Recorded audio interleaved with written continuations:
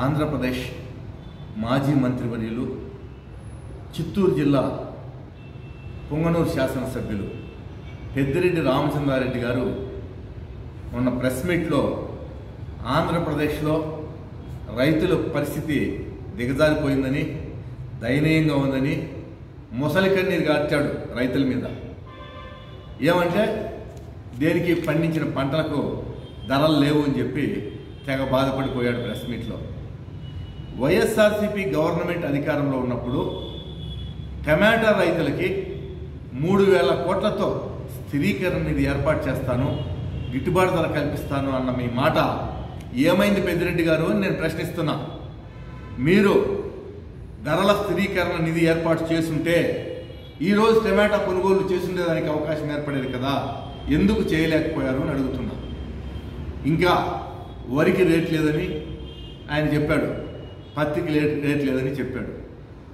ఈ వాతావరణ పరిస్థితులు అనుకూలంగా ఉన్న దానివల్ల పంట దిగుబడి ఎక్కువయ్యి డిమాండ్ కన్నా సప్లై అధికంగా ఉన్న దానివల్ల ఈరోజు ఆంధ్రప్రదేశ్ రాష్ట్రానికి సంబంధించిన విషయం కాదు రేటు తగ్గడం అనేది.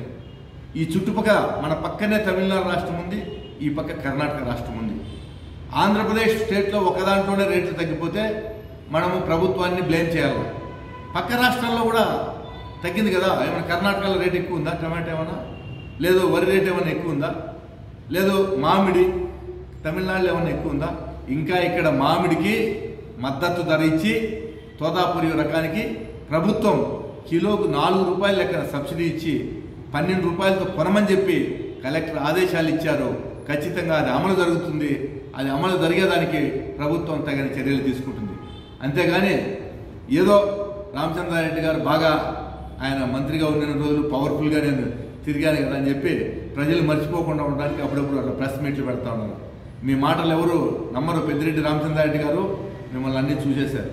ఇంకా మీ పార్టీ పరిస్థితి ఎంత దయనీయంగా ఉందంటే సాక్షాత్తు జగన్మోహన్ రెడ్డి కారు కింద ఒక దళితుడిని తొక్కించి చంపేస్తే మీరు ఇంకా బుకాయిస్తున్నారు, మేము చంపలేదు, కేసులు తప్పుడు కేసులు పెడుతున్నారు. కనీసం మానవత్వం లేకుండా కారు కింద పడిపోయిన వ్యక్తిని హాస్పిటల్లో చేర్పించింటే ఆయన బ్రతికేవాడు.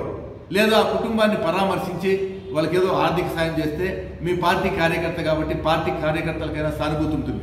ఆ రకంగా కూడా సానుభూతి లేకుండా కార్యకర్తల్ని ఈ విధంగా వాడుకొని వదిలేస్తున్నారు. అసలు మీరు మనుషులేనా? మీది ఒక పార్టీనా?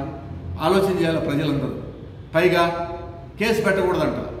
ప్రభుత్వము ఖచ్చితంగా 3 వెహికల్స్కు 100 మందికి పర్మిషన్ ఇస్తే ఇరుకు రోడ్లలో మీరు మీ బల ప్రదర్శన కోసం పార్టీ ప్రదర్శన చేస్తూ ఈరోజు 3 చావుకు కారణమయ్యారు అక్కడ.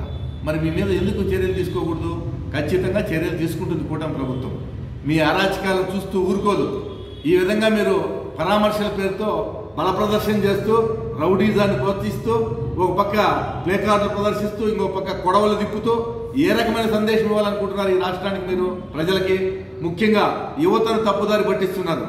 మీరు యువతను ఉచ్ఛేదపరిచి ఈ రాష్ట్రంలో శాంతి భద్రతల సమస్య తలెత్తేలాగా చేసి పెట్టుబడులు రాకుండా నిరోధించడానికి మీరు ప్రయత్నిస్తున్నారు తప్ప మీతో ఎటువంటి ఉపయోగం లేదు, ప్రజలకు ఎటువంటి లాభములు కూడా లేదని చెప్పి సందర్భంగా తెలియజేస్తూ ఇకనైనా ఇటువంటి పనికిమాలిన ప్రెస్ మీట్లు ఆయన మానుకోవాలని పెద్దిరెడ్డి గారు ఈ సందర్భంగా గుర్తు చేస్తున్నారు.